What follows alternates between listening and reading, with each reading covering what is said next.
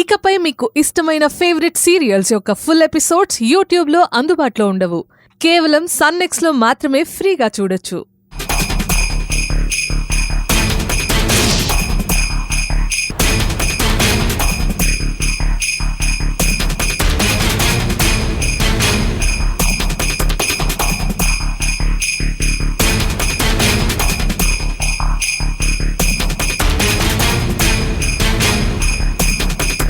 చూడు Rishi sir.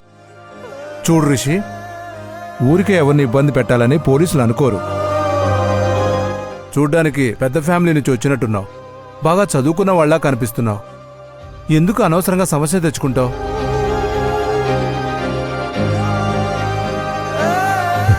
Sir, నేను చెప్తుంది నిజం సార్. ఆ అమ్మాయి ఖచ్చితంగా నా భార్య శ్రవంతే. వాళ్ళ ప్రూఫ్స్ అన్నీ అంత క్లారిటీగా చూపించారు కదయ్యా. అవి 100% ఫేక్ సార్. ఆ అమ్మాయికి అంత అవసరమే ఉంది. కారణం ఉంది సార్. తను అలా అబద్ధం చెప్పడానికి కారణం నేనే.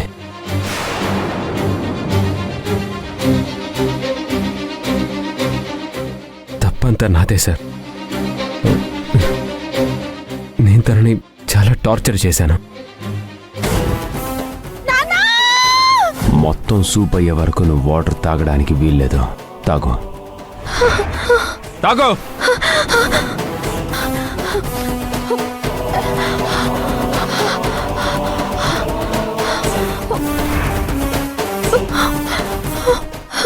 హారతి నాకు తిప్పు.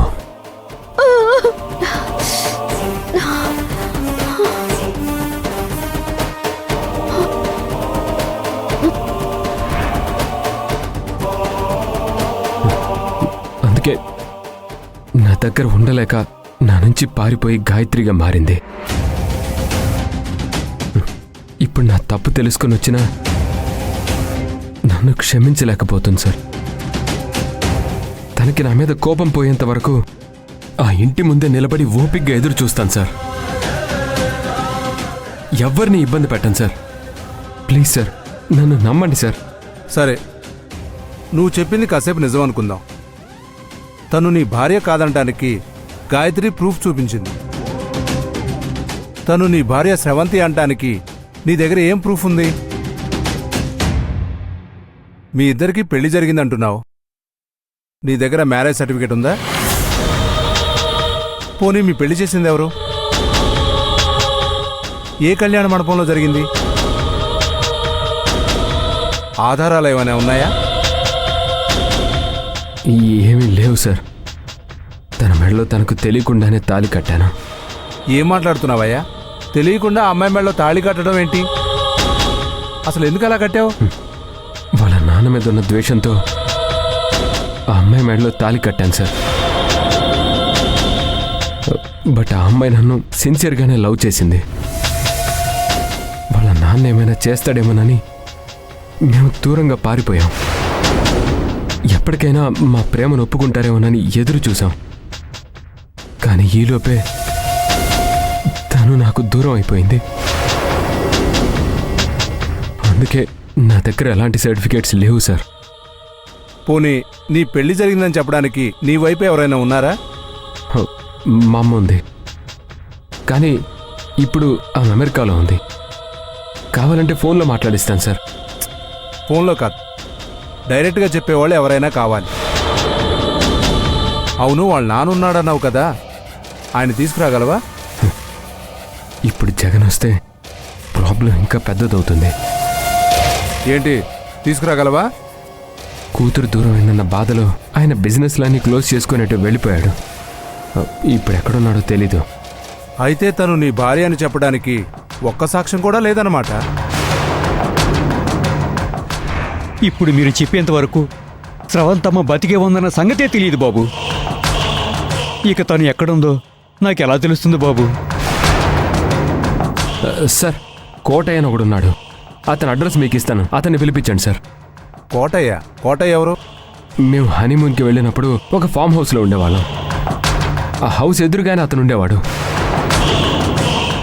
చాలా మంచివాడు సార్. అతన్ని పిలిపిస్తే అన్ని నిజాలు తెలుస్తాయి. కానిస్టేబుల్ సార్, వెళ్ళి ఆ కోటయ్య అడ్రస్ తెచ్చుకొని ఆ కోటయ్యని పిలుచుకొని రా. అలాగే సార్.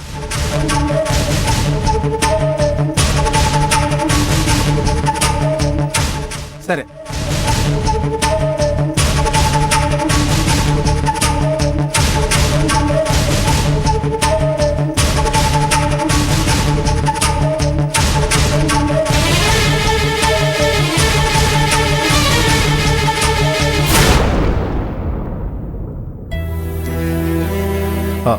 నమస్తే సర్పంచ్ గారు. నమస్కారం. రండి కూర్చోండి. పార్వతి, గాయత్రి ఎవరొచ్చారో చూడండి. నమస్కారం సర్పంచ్ గారు. నమస్కారం. బాగున్నావు గౌరీ? బాగున్నానమ్మా. ఏంటండి ఇలా వచ్చారు? గాయత్రిని ఒకసారి చూసిపోదామని గౌరీ అంటేను. పార్వతి, కాస్త టీ తీసుకురా. అలాగేనండి. నన్ను చూడ్డానికా? ఎందుకు మీకంత శ్రమ? నేనా పాత సర్పంచ్ని కాదు గాయత్రి, నేను పూర్తిగా మారిపోయాను. ఊరి జనాలందరి మధ్య పోలీసులు నన్ను అరెస్ట్ చేసినప్పుడు అప్పుడే నా పరువు పోయిందనుకున్నాను. నువ్వు అడ్డుపడి నా గౌరవాన్ని కాపాడావు. అప్పుడే నాలో ఉన్న ఆ వీరేంద్ర చచ్చిపోయాడు. నిజంగా నన్ను నమ్ము. నా నమ్మకంతో పనే ఉంది సర్పంచ్ గారు. ఆయన పుట్టుకతో వచ్చిన బుద్ధి అంత త్వరగా మారుతుందంటే నేను నమ్మను. అలా అనకమ్మా. పరిస్థితులు, కాలం ఎలాంటి మనిషినైనా మార్చగలవు. అవును గాయత్రి, ఆ రోజు నుంచి ఆయనలో వచ్చిన మార్పుని నేను చూస్తున్నాను.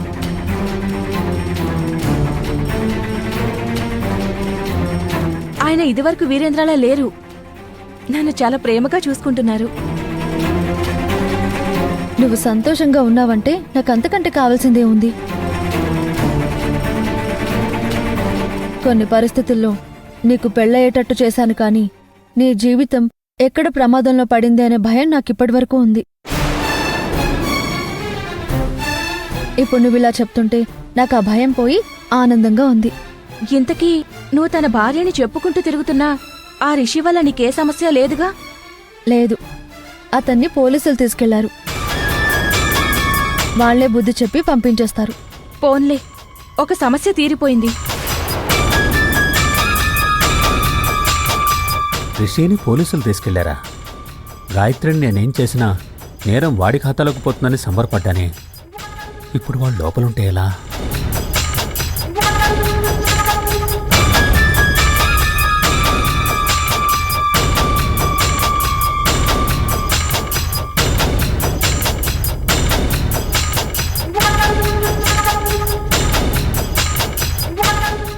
ఇకపై మీకు ఎలాంటి సమస్యలున్నా నేను ఈ ఇంటి మనిషిని అనుకుని నాతో ధైర్యంగా చెప్పండి.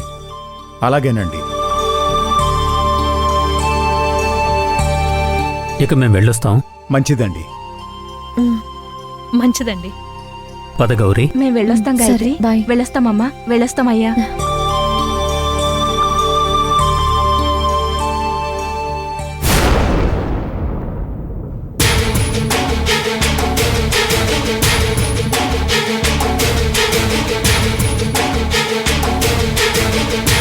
సార్, కోటయ్య ఎంత ఇతనే సార్. నమస్కారం సార్.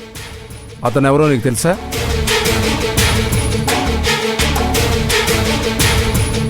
రిషి బాబు,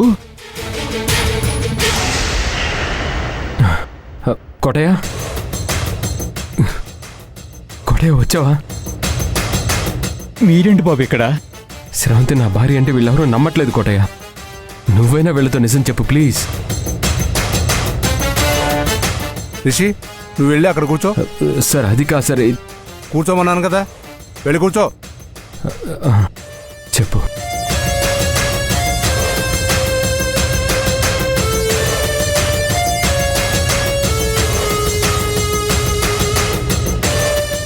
కోటయ్య, అతను చెప్పేది నిజమేనా? అతని భార్య పేరు శ్రవంతియా?